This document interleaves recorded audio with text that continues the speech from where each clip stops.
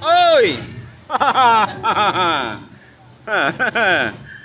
Assalamualaikum warahmatullahi wabarakatuh. Nandiyan rin yung mga tayo mangod. Nandito naman po tayo sa Uy Mama Joke Time.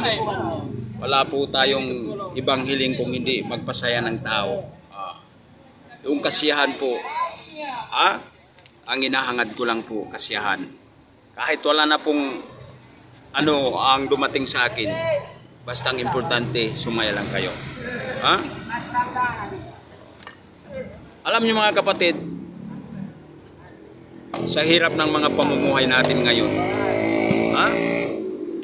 kaya yung mga asawa natin, nagpipilitan pumunta sa ibang bansa. Para makapagsapalaran doon. Para matustusan lahat ng gastusin dito sa atin, sa ating pamilya.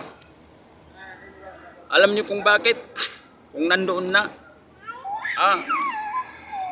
may trabaho na, at may pera na, pinapadala na sa atin. Tayo naman, masayang masaya.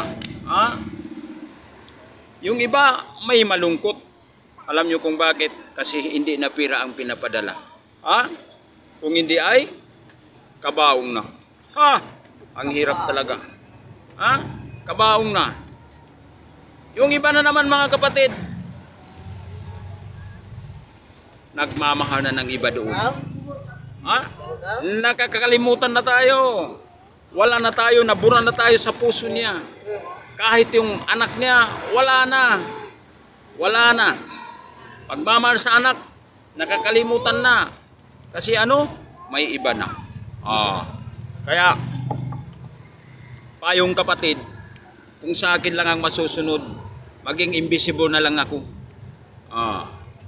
Para makapangasawa rin ako ng mga invisible. Para hindi na ako mahihirapan. Magtiis, maghintay, tapos ganun lang ang mangyayari sa buhay ko. Kaya mga kapatid, mag-asawa na lang tayo. Yung papalit-palit na anyo. Alam nyo kung ano? Yun si Maria Labo. Mag-asawa na lang tayo ng aswang. Para may pagkain na tayo at may mga merienda pa tayo. Okay, mga kapatid, joke lang po yun. At yun po ay para sa atin lahat. Sana po suportahan niyo ako sa ginagawa ko. At palagi kayong manood. Okay po, thank you. I love you very much.